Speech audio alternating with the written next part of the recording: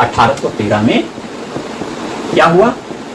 मुख्य बातें इसमें बहुत इंपॉर्टेंट चीज है, ध्यान दीजिएगा। सबसे पहली बात तो 20 वर्ष के लिए कंपनी का शासन बढ़ा दिया गया।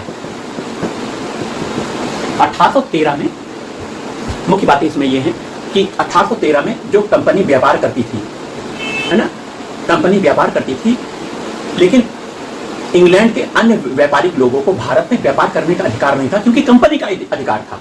तो कंपनी का अधिकार को खत्म करने के लिए ब्रिटेन के अन्य लोगों को भारत में व्यापार करने भेजने के लिए 1813 का जो कानून है वह बहुत इंपॉर्टेंट है। इसमें कहा गया कि कंपनी के व्यापारिक एकाधिकार को खत्म कर दिया गया। व्यापारिक एकाधिकार, कंपनी को पहला एकाधिकार था भारत में व्यापार करने का, और कोई संस्था और कोई व्यक्ति ब्रिटेन से आकर भारत में व्यापार नहीं कर सकती थी। 1813 के चार्टर्ड एक्ट द्वारा कंपनी के व्यापारिक अधिकार को खत्म कर दिया गया। दूसरा, पहली बात ये हो गई, पहली बात ये 20 वर्ष के लिए कंपनी का शासन बढ़ा दिया गया। दूसरी बात, कंपनी के व्यापारिक अधिकार को खत्म कर दिया गया। इसी में एक बात और थी, कंपनी के व्यापारिक अधिकार को 2 जगह सीमित रखा गया। चाय का व्यापार अभी भी कंपनी ही कर सकती है और कोई नहीं, वहीं चीन देश के साथ व्यापार अभी भी कंपनी ही कर सकती है और कोई नहीं। इन दोनों को छोड़कर कंपनी के व्यापारिक एकाधिकार को खत्म कर दिया गया, ये बात है। वहीं 1813 में शिक्षा पर सरकारी व्यय 1 लाख रुपए करने का प्रस्ताव किया गया। शिक्षा पर सरकारी व्यय सबसे पहले 1 लाख रुपए कंपनी के द्वारा दिया जाने लग गया। 1 लाख रुपए 1813 के एक्ट के द्वारा, चार्टर्ड एक्ट के द्वारा शिक्षा पर सरकारी व्यय, कंपनी का व्यय आने लग गया। एक तरह से कंपनी यह भी दिखाना चाहती थी कि भारत के लोगों को शिक्षा देकर वह भारत के लोगों का शैक्षणिक विकास कर रही है, लोगों का विश्वास भी जीतना चाह रही थी, यह कार्य करके दे। तो 1813 के चार्टर्ड एक्ट के द्वारा कंपनी के व्यापारिक अधिकार को सबसे पहले 20 वर्ष के लिए बढ़ा दिया गया। वहीं कंपनी का व्यापारिक एकाधिकार को समाप्त कर दिया गया। 2 चीज को छोड़कर, चीन और चाय के व्यापार को छोड़कर, चीन और चाय का व्यापार अभी भी कंपनी के हाथ में था। वहीं शिक्षा पर सरकारी व्यय 1 लाख रुपए करने का प्रस्ताव था। एक और बात थी, ईसाई मिशनरियां। ईसाई मिशनरियां क्या होती हैं? वह मिशनरियां जो जगह जगह जाके ईसाई धर्म का प्रचार प्रसार करती हैं, लोगों को ईसाई धर्म से जोड़ती हैं। तो ईसाई मिशनरियों को भारत में आने की छूट दे दी गई। ईसाई मिशनरी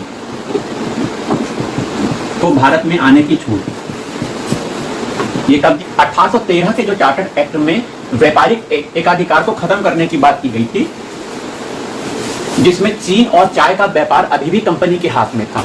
तो कंपनी का व्यापारिक एकाधिकार पूर्णतः समाप्त कर दिया गया।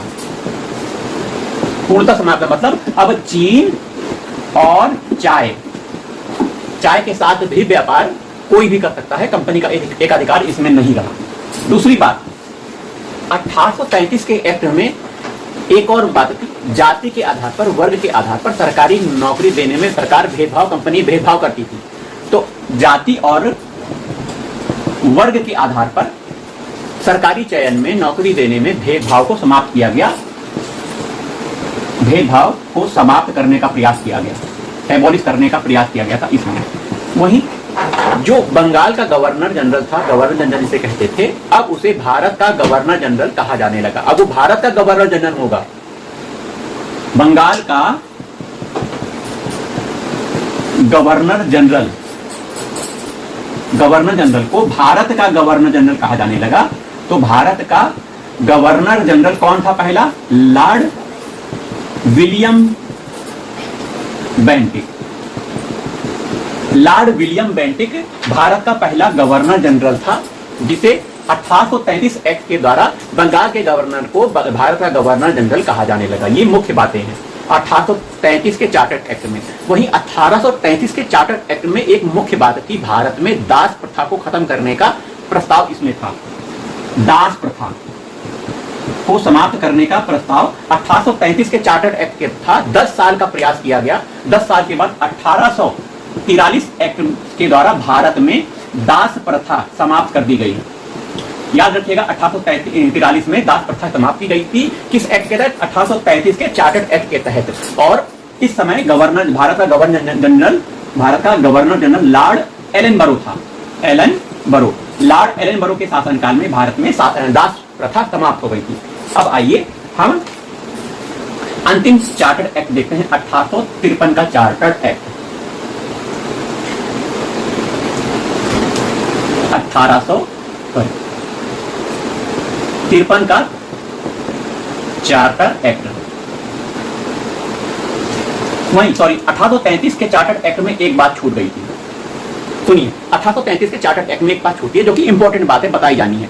जो गवर्नर जनरल की जो परिषद थी, पहले 5 सदस्यीय थी, याद करिए, गवर्नर जनरल की जो परिषद थी 5 सदस्यीय रेगुलेटरी एक्ट में थी, उसे कर दिया गया था 4 सदस्यीय कर दिया गया था, एक गवर्नर जनरल और 3 अन्य सदस्य, एक संख्या घटा दी गई थी। अब उसमें क्या किया गया था, गवर्नर जनरल की जो परिषद थी, इस परिषद में गवर्नर जनरल को सलाह देने के लिए किस विषय में, विधि विषय पर सलाह देने के लिए विधि सदस्य की नियुक्ति की गई। विधि सदस्य बनाया, गवर्नर जनरल की परिषद में विधि सदस्य को जोड़ा गया, समाहित किया गया और विधि सदस्य का कार्य था गवर्नर जनरल को विधि के मामले में सलाह देना। इसका मुख्य रूप सलाहकारी था, प्रवृत्ति इसकी सलाहकारी थी। इसे वोट देने का अधिकार नहीं था, मत देने का अधिकार नहीं था गवर्नर जनरल के परिषद के विधि सदस्य को। और विधि सदस्य बना था सबसे पहले Lord Macaulay. Lord Macaulay governor general की परिषद का प्रथम विधि सदस्य था।